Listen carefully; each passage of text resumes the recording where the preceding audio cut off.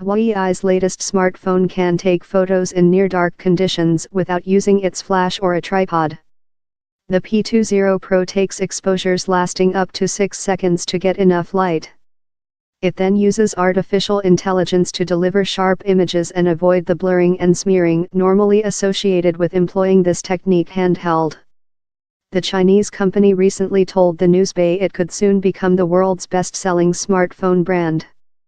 At present, it is in third place behind Samsung and Apple, with U.S. telecom networks' refusal to sell its handsets proving an obstacle. Like Samsung's Galaxy S9 series phones, which recently went on sale, Huawei's pitch to consumers for the P20 Pro is largely based on its new camera capabilities. But while the South Korean company's S9 Plus made the leap to having 2 lenses on its rear, the P20 Pro is distinguished by being the first mainstream phone to feature 3.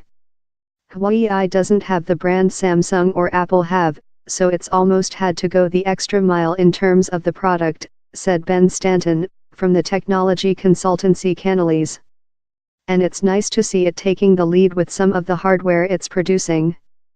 But the thing with camera technology is that unless you are looking at side-by-side comparisons of photos, it can be very hard to tell which device is better. So, Huawei has its work cut out to sell some of the new features. The P20 Pro will cost €899 including tax, $1,115, £788. That is less than both the Galaxy S9 Plus, which costs €949, and the iPhone X, which starts at €1,149. The new flagship's 3 rear cameras each offer different capabilities. The main sensor has an unusually high resolution of 40 megapixels. But it uses light fusion software to combine data from groups of 4 adjacent same-colored pixels to produce 10MP photos. The benefit is that images taken in low-light conditions should be less noisy as a consequence. If you had an area of a table and put 40 little buckets on top and it was raining, it would take a longer time to get an inch worth of rain in the bottom of each than it would if you had 10 buckets 4 times the size, said marketing manager Peter Godden. And that's essentially what we are doing. Using light fusion to combine 4 smaller pixels together to make a much larger pixel, and therefore enhance our capability of absorbing light into the sensor. The facility can be switched off, however, if the owner wants 40MP snaps. The 2 other cameras are, the P20 Pro uses object recognition technology to automatically adjust its settings to suit each subject, and then catalog the imagery, which it can do without having to send data to the internet. In addition, the software makes composition suggestions when appropriate, such as when to adjust the phone to keep it level with the horizon, or to loosen or tighten a shot.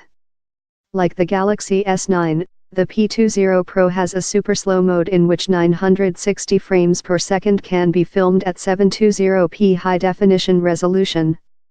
But it also offers its unique long exposure trick. To achieve this, Huawei says, the device uses its ability to distinguish objects to find the optimum frame for each item contained in a shot.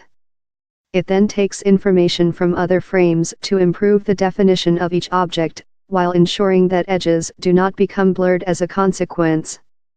Finally, all the digitally finessed items are merged together to create a single photo.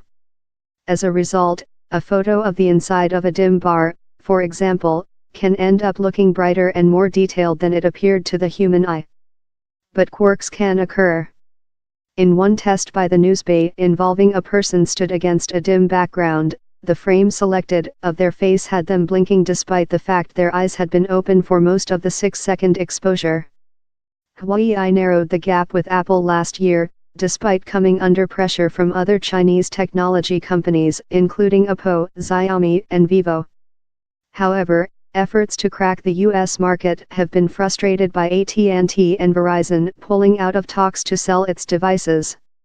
Reports suggested local politicians had pressured the telecom operators to turn their backs on the company because of concerns it had ties to the Chinese government. Richard Yu, chief executive of Huawei's consumer products division, told the Newsbait that the Americans feared his company was too competitive and too strong. One industry watcher, who is impressed by the new phone, said that was not necessarily good news for its rivals. Huawei is going to throw everything that it's got at Europe now, because it needs to make up the sales volume expectation that it had in the US, said Ben Wood, from CCS Insight. Other smartphone makers should be seriously concerned that the threat it poses has just been dialed up a whole order of magnitude, as it's just released up resources and money to resolve some of its brand issues.